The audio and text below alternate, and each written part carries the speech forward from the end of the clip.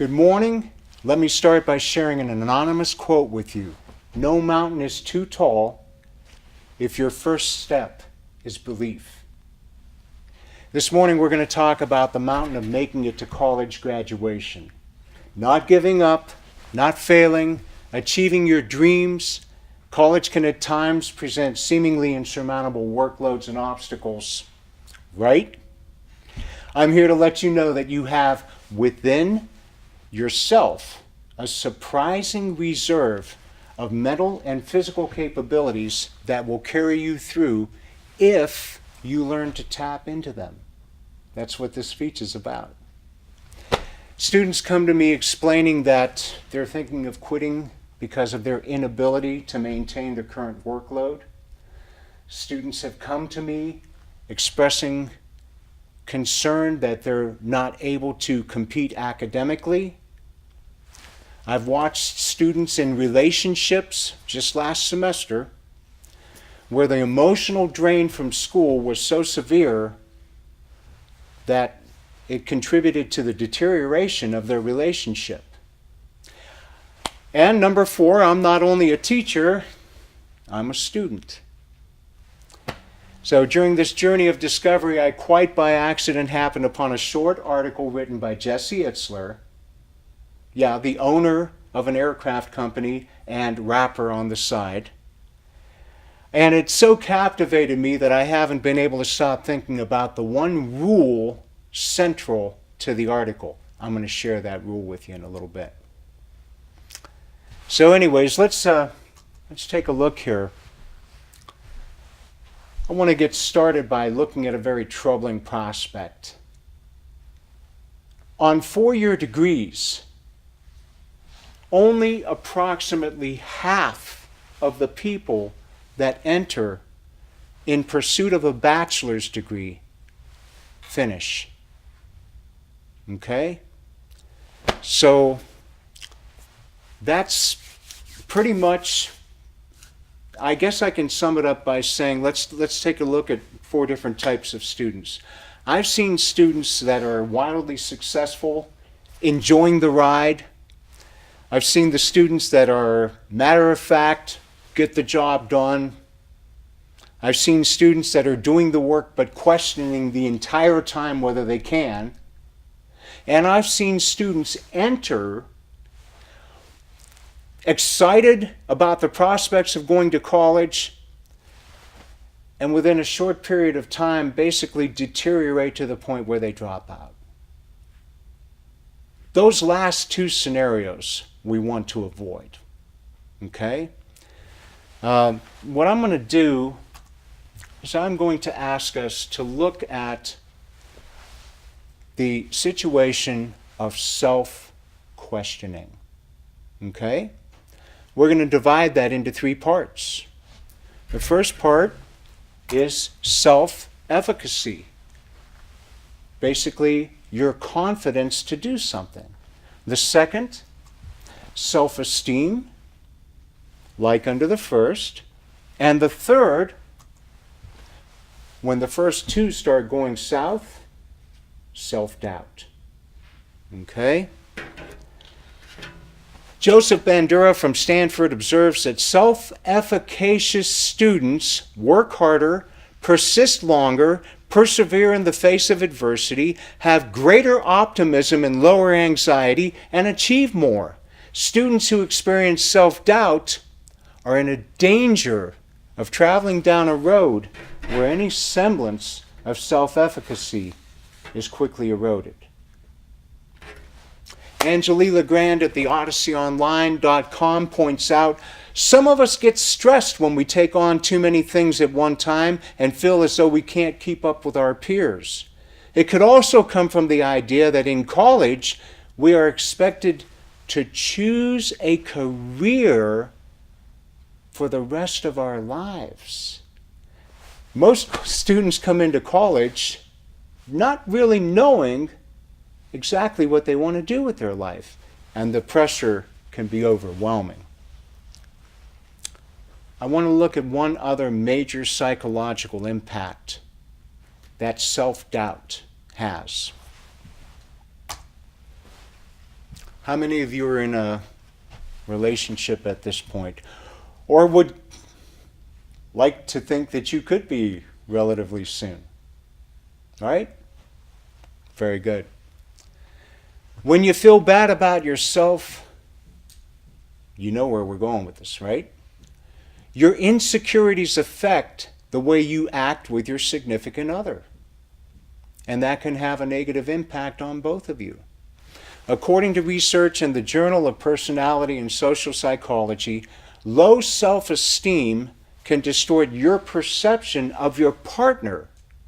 Those with low self-esteem were not only more threatened by their partner's imperfections, but they were also more likely to view their own relationship in black and white terms. In other words, either all good or all bad, and vacillating between the two.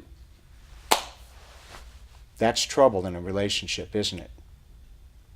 Well, I'll tell you what, most of us in this room have experienced some or all of these emotions and the related strains and challenges that they present as, accepting things, well, it's just the way it is. Nothing I can do about it. Tell you what, are you ready? We see the need. Let's switch gears. Okay? A few minutes ago, I told you that I had run across a story and a rule. And I want to share that with you guys right now. I haven't been able to stop thinking about this since I read this. Let me introduce you to SEAL, as in Navy SEAL. His eyes are hidden. Basically, these guys like to remain incognito. This is Jesse Itzler. Jesse used to rap. Smart dude, formed a company, private aircraft, multimillionaire. His wife, she's worth about $1 billion.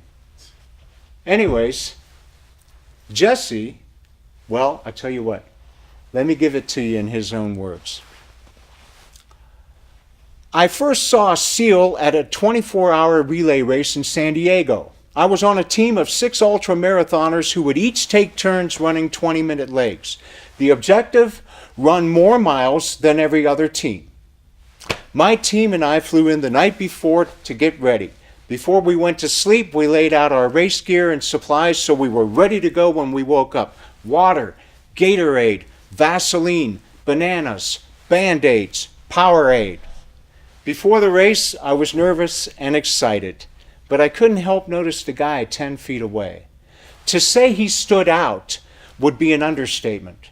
For starters, he was the only African American in the race. Secondly, he weighed over 260 pounds.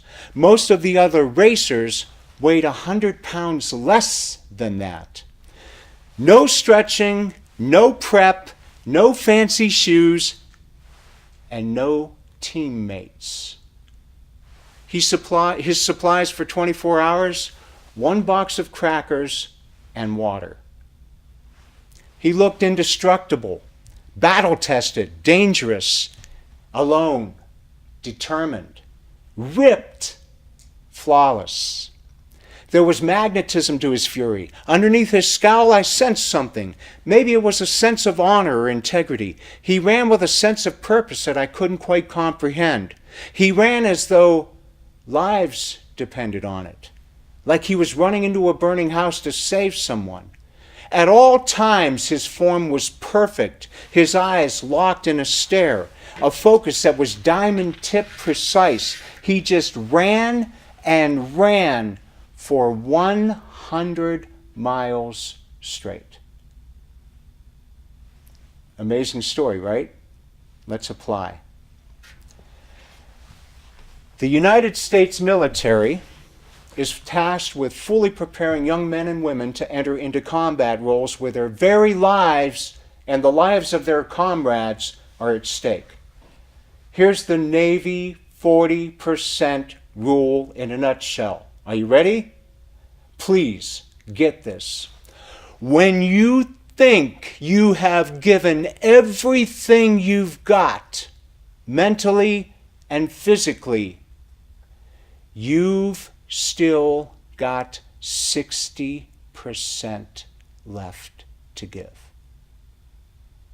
Not 10% more, or just a little more, but 60%. All right, this is an area we can all benefit from. Please obtain and read Jesse Itzler's book, See Me After the Speech. I'll give you the URL. You can get this book for free. It's a fun read, it's a good read, and it basically details 30 days spent with this Navy SEAL as he kicked this guy's butt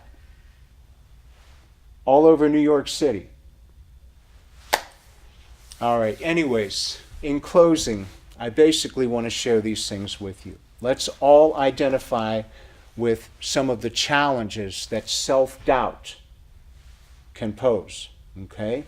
It's time to take action because I want you to finish what you started. Let's summarize some specific actionable points that will help you stick with it and be triumphant in your goals. Number one, if you haven't done so already, I want you to spend some time this upcoming break envisioning what you want your life to look like 1 year, 5 years, and 10 years out from now. Number two, commit to bettering yourself physically and mentally over break. Set up an exercise regimen that you can stick with, and don't party too much. Number three, spend time in next semester's textbooks, getting comfortable with the source material, getting ahead on some of the homework that you might be encountering. It's like time in the bank. And finally, start to train yourself to question how you approach and complete every task in your day. Think about SEAL running 100 miles by himself. Have you truly given it your all, or just 40%? Thank you.